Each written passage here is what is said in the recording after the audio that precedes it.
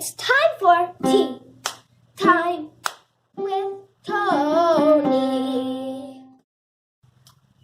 Hello, welcome to Tea Time with Tony.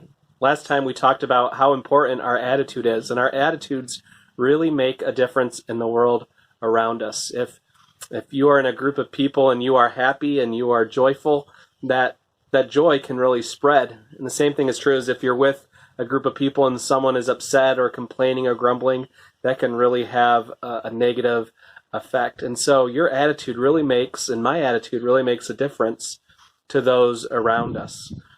Philippians 2 verse 14 says, do everything without grumbling, do everything without complaining. And verse 15 says why? Because we shine as lights in the world, holding fast to the word of life. You know, our attitude really represents the truth of the gospel, the truth of Jesus Christ. And we need to remember that we have wonderful things in store for us if we have Christ. For one, we are saved, we are forgiven of our sins, and we have a relationship with God, and we also have the hope of eternity.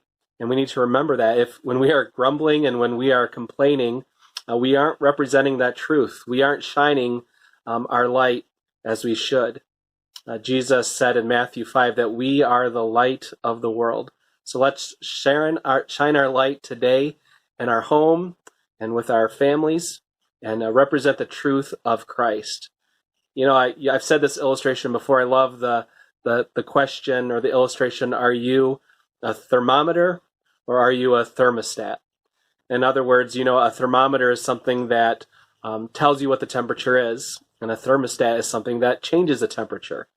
And we as Christians are meant to be thermostats. We're meant to change the environment around us because of the light of Christ that's in our lives and because of the truth of gospel that has made a difference in our hearts, our minds, and our souls. And that's why Paul is encouraging the Philippians, and we need to be reminded that we need to not grumble, not complain, because we are to represent the truth of the gospel. We're to let our light shine in a very dark world.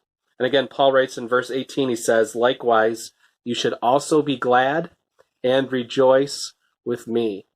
And Paul wrote this when he was in prison and house arrest, and he says, I'm joyful. I'm thankful for what Christ has done, so please celebrate the life of Christ with me, and let's be a light in this dark world.